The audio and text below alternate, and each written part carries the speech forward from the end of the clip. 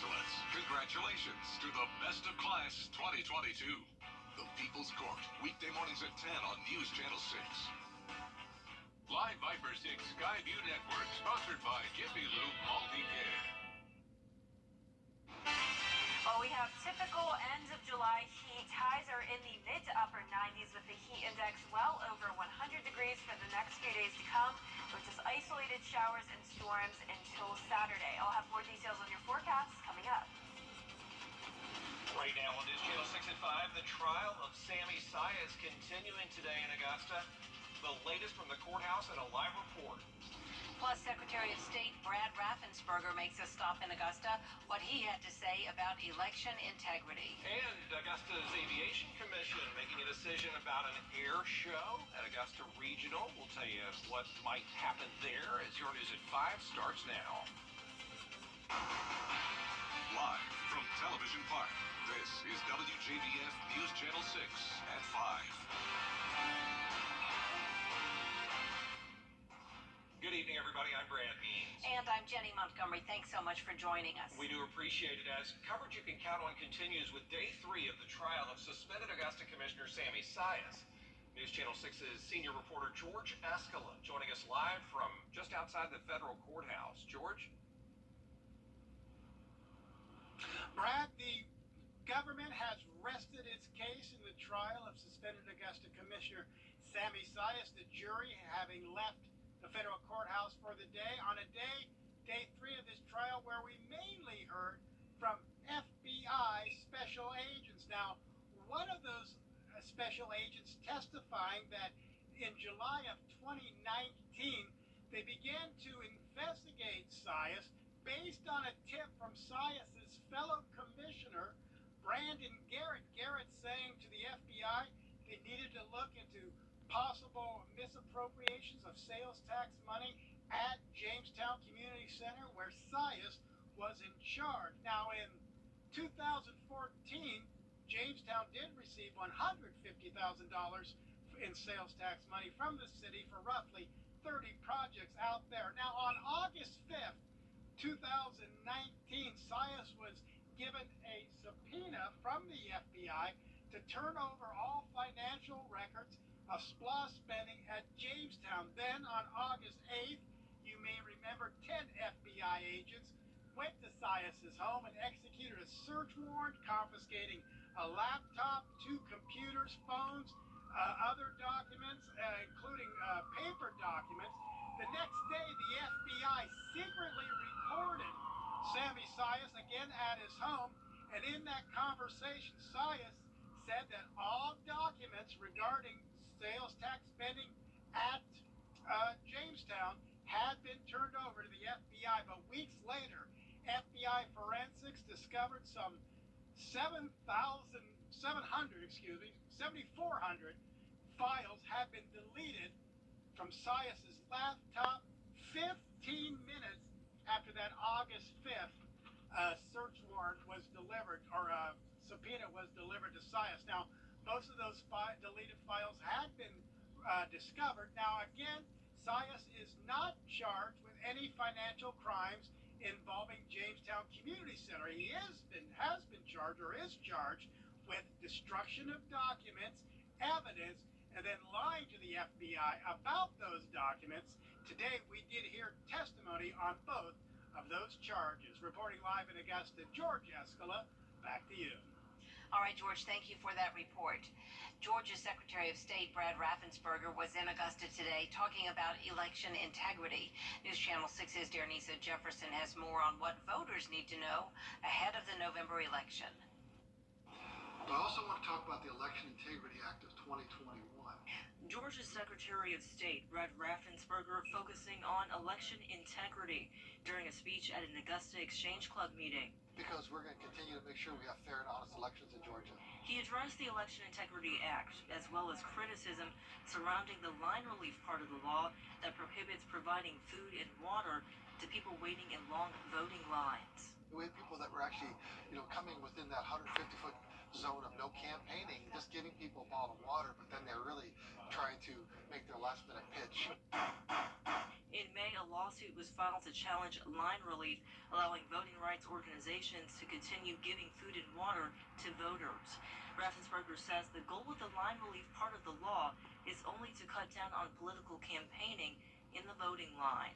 151-foot water's okay, but a November race or a runoff race that you have in December, obviously it just didn't make sense. People were politicking, and that's why we put an end to that.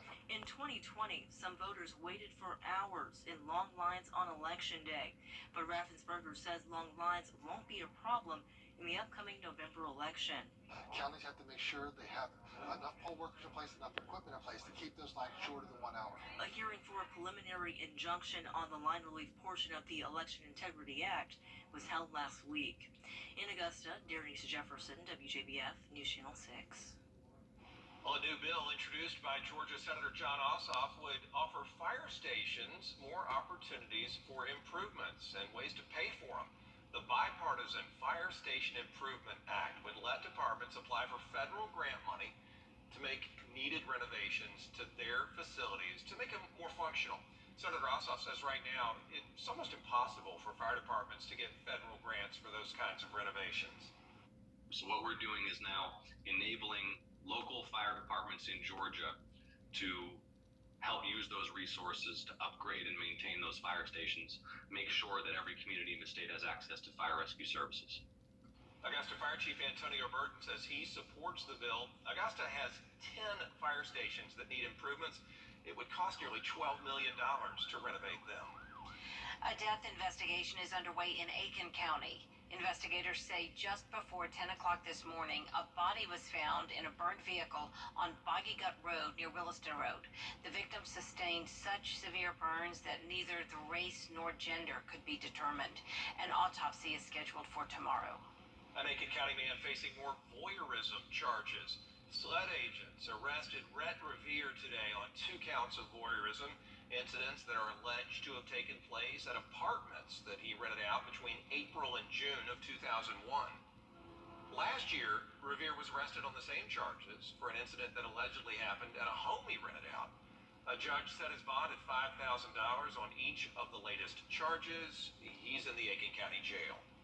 It is time now for a first check of our forecast with meteorologist Jenna Petracci. And Jenna, the really hot weather continues. That's right. It's definitely feeling like typical end of July here in Augusta, and not a lot of heat relief from rain. We're only tracking one isolated shower now in Warren County, and one other strong cell that's moving just to the east of Covington now along I-20 headed towards Greensboro. That'll eventually make its way towards Tolliver County, but right now, just this light shower headed towards downtown Warrenton. The rest of us just dealing with cumulus clouds. Jiffy Lube Skyview Network Cam at SRP Park showing a lot of cloud cover. However, that sun is making its way through the clouds, definitely allowing us to heat up quite a bit over the next couple of hours as well. We're already in those low to mid 90s, 95 in Augusta, and we could still make it to around 96 today. 93 in Allendale, Aiken at 91, Wrightsville at 94, upper 80s over in Sparta with the heat index pretty much at 100 degrees around the majority of the area. 104 though in Evans, 102 in Barnwell, feeling like 97 in Aiken. We do have a bit of a breeze going up to 10 miles per hour for some of our central counties. 14 though up in Saluda, 8 miles per hour in Edgefield. This wind is coming in from the southwest, bringing more moisture into our area all along this trough of low pressure as well. This is what's been responsible for those late afternoon showers and storms we've been seeing. You can see the cloud cover in the areas of storms on either side of that trough. So that'll be the trend tomorrow once again. But in the meantime, our evening show forecast shows that chance of rain at 6 and 7 o'clock as temperatures remain hot in the mid 90s. Then we'll drop to 87 by 9 p.m. And at that point, we won't be expecting any more showers. More hot days ahead. Mid to upper 90s are sticking around with the heat index well into the triple digits, along with some more rain coming by the start of your weekend. I'll have all those details coming up, but back to you. All right, Jenna, thanks. All eyes will surely be on the skies over Augusta Regional Airport next spring. The Aviation Commission giving the green light for a big air show. Here's News Channel 6's Bria Smith. Today, I would enthusiastically ask in this motion that we approve this airport use agreement with Hazelby Productions and his team. Augusta Regional's Aviation Commission approved an air show proposal by B. Lilly Productions. air show wouldn't impact anything. So it's a nice flow. Nothing would kind of be interference to, to an air show. The event is scheduled to be held May 13th and 14th of next year following Masters Week. During Thursday morning's Aviation Commission meeting, details like budget and other demographics were discussed. Commissioners also talked about potential traffic problems, which have been an issue in the past. So it's not going to be, everybody that can come out. So they're going to have a limited number of how many people that can actually purchase tickets. But those who would still like to watch are encouraged to do so from the comfort of their homes. With this being the first show at Augusta Regional in more than 20 years, the commission wants to make sure it's done right. The airport is going to pretty much get out the way and say, hey, look, let the professionals manage the air show. And so, we're excited about the acts that are coming, the different jet teams, the different acts that locally we probably couldn't procure ourselves. In Augusta, Bria Smith, WJBF, News Channel 6. The city of Augusta is making plans to improve its employment retention rate for city workers. The administrative committee presented a plan to commissioners on Tuesday to better recruit and keep city workers. Mayor-elect Garnett Johnson says even though the city has raised the minimum wage, private employment and business have become competitive. You're able to increase the starting pay for the entry-level positions within the city to $15 an hour, which I think is a great start. However, we still have to be able to compete against those jobs that are being offered in the private sector. The item is expected to be further discussed next Tuesday. Changes to the largest undeveloped tract of land in the city limits of North Augusta are moving forward. The Highland Springs development will consist of 1,000 acres of single-family homes, townhomes, and apartments. They'll go on the southern part. There will be shops and other businesses similar to Hammond's Ferry on the northern tip of the property. News Channel 6 spoke with one woman who has seen growth in the area for years. With the way things are going on, from what I see from my perspective, all over the world, and people more or less are coming totally around this area. The 1,000-unit apartments are still part of the plan. Coming up, a major need for school bus drivers in South Carolina. Sure is. We're going to take a closer look at a statewide effort, a campaign that's going on to try to fill those open positions across all school districts when we come back. Paid the price. Boatfence is responsible for the content of this advertising. The Black Friday and July mattress sale is going on now at Ashley. Get 40% off select Sealy mattresses and save $1,000 on this mattress too. Take home Ashley sleep mattresses starting at just $199. Plus shop our new collection of purple mattresses. Only at the Black Friday and July mattress sale at Ashley.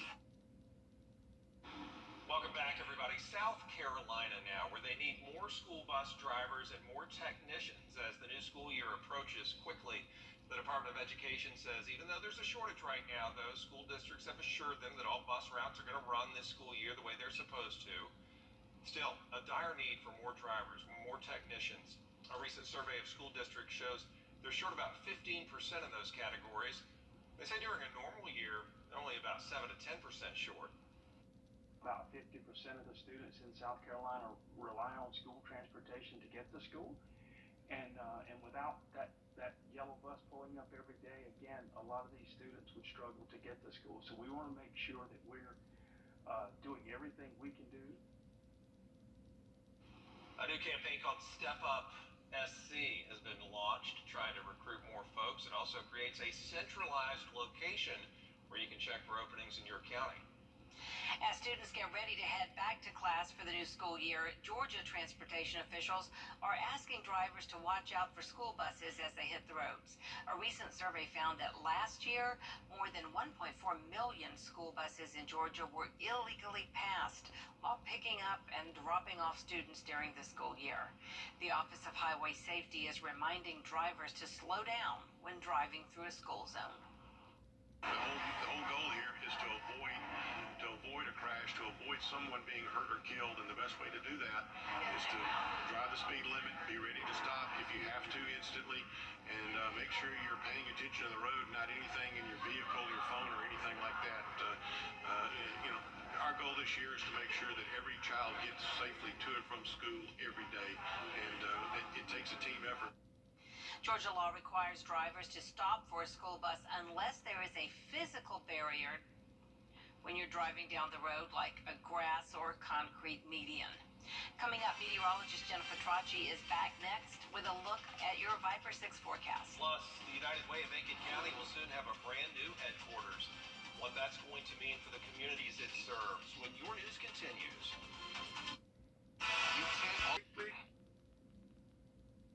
Now, your most accurate forecast with WJBF Live Viper 6. Good Thursday evening. We were tracking one isolated shower over in Warren County. That has now fallen apart. Just some very, very light rain.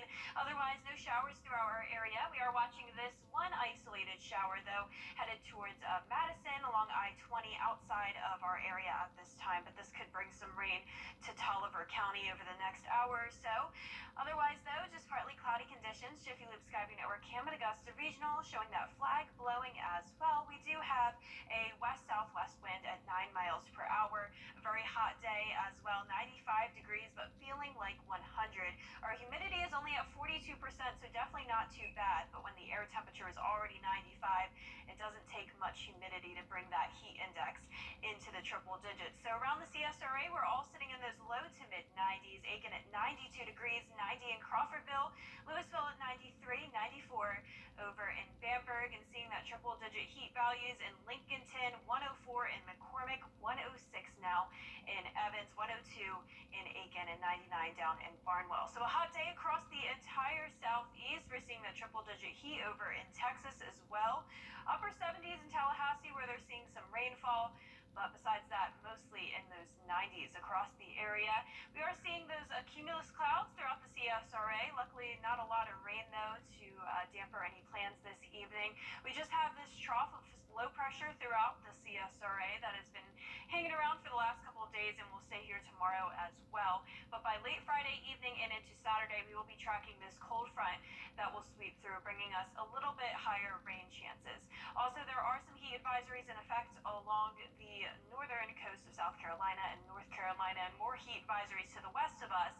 But for us, we are not in any heat alerts at this time, but we will continue to monitor that over the next few days as temperatures do stay hot. Looking ahead to that first week of August as well, we are expected to stay in above average temperatures. But some good news is that even though we are in the peak of hurricane season, we actually don't have any tropical development expected over the next 5 days. If you're headed to the Green Jackets game tonight, this is game 3 against the Myrtle Beach Pelicans. It will be very hot, but you really won't have to worry about a lot of heavy rain, possibly just a brief isolated shower coming through. 90 degrees by 8 p.m., dropping to those upper 80s by 9 p.m. And your pool day forecast tomorrow is looking good to start. Then you'll have some showers and storms by the late afternoon. Temperatures will stay in the mid-90s, a little bit above average for the next several days, with the rain chances pretty typical as well, anywhere from 20 to 40%. Our futurecast is showing a front coming through by late Friday evening. That'll bring us more moisture and showers and storm chances Friday and into Saturday as well. Then that front will move back towards the north, bringing us lower rain chances Sunday. But overall, very isolated to scattered storm chances both Friday and Saturday. Not expecting these storms to become severe, but we could have some brief heavy rainfall and definitely some lightning strikes as well. For your 10-day forecast, notice we are keeping temperatures very hot. Those will be in the mid-90s, but the heat index will be into the 100s, with rain chances going up a little bit on Saturday to 40%. All right, Jenna, thank you. The United Way of Aiken County will soon have a new home. Its new building will give them an additional 2,000 square feet, meaning more office space where they plan to house several partner agencies. The new location is actually the old Aiken Senior Life Services building on Morgan Street Southwest, but it still needs some TLC. Renovations will be funded through loans and $250,000 from Aiken County's share of plutonium settlement funds.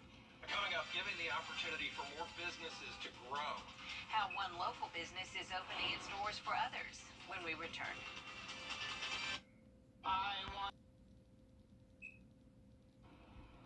Welcome back, everybody. A local business is changing its model to make healthy eating easier for more people. News Channel 6 out will soon open their doors for more food businesses. Paleo Num Yums is a meal prep company that specializes in dairy and gluten-free food. Over the past few months, Paleo Num Yums has been transitioning to its new business model, the Op Kitchen. The Op Kitchen is a shared kitchen space that multiple food-based businesses can work out of and have immediate retail space. Paleo Num Yums has been around for 6 years, but during the last 9 months, due to the economy, owner Ani Sanford wanted to pivot her business into something that could not only help herself, but others too. This kitchen is perfect for food-based businesses that either are looking for a brick and mortar but just can't afford the overhead because that is just really expensive, or a business just starting out. We have a lot of amenities here that Paleo Num Yums has used, the text alert system, immediate retail space, which allows for immediate profit, and of course on-demand staffing, which is huge. Op Kitchen stands for Other People Prepping. And since the idea came about, businesses from around the area have reached out for the chance to be able to prep and sell their product from one centralized location. The response has been amazing. Several food-based businesses reached out immediately when I went public saying that they've always been looking for something like this. There really hasn't been anything like this here in Augusta. The Op Kitchen officially opens August 1st, and currently there's 5 businesses using the space. So whether you're a business looking to try the service or a consumer, the Op Kitchen will have something for everyone. We still are going to have a grab and go inside the store and with a variety of food, and it's not all healthy. We've got some vegan options, we've got some street tacos, we've got snacks, we've got Paleo Num Yums, so it'll almost be like a food court type kitchen where you can get everything you need for your entire family under one roof. Brandon Dawson, WJBF News Channel 6.